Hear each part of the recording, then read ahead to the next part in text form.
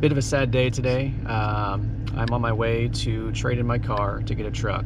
I've driven this car here since 2014. I bought it brand new. It's a Dodge Challenger, and I really like this car. It's what I always wanted, and never thought I would ever get rid of it.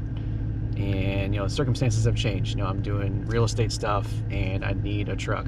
There's every time I need something hauled away, it's $250. I always need stuff at the store that this car can't hold.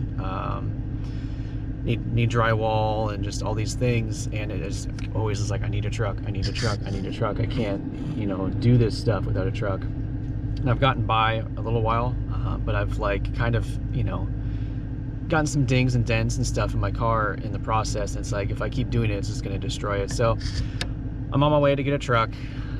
Everything's all set and done. I just need to go basically trade this in and drive home with a truck. So I'm getting a used 2017 Toyota Tundra, and it should last me a while. Toyotas do generally last a little bit longer. So it's kind of a sad day. The car is a lot of fun to drive. That one's going to be not quite as fun, and the gas mileage is going to be a good amount worse than what this one is. So on my way, and I'll check back when I'm on my way back.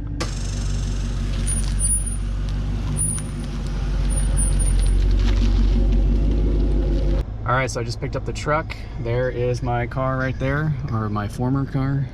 It's my trade-in. It's kind of a bittersweet moment. I love that car. It's a lot of fun to drive, but I need a truck to, do all these projects I got going on at the house and for future real estate investing. So it's the right move. Just, kind of sucks, but this is the way it is. All right, so back at the house now, and everything seems to be working properly. Everything's going fine. I'm gonna take it in for a service and do an alignment and tire balance just to make sure everything's good.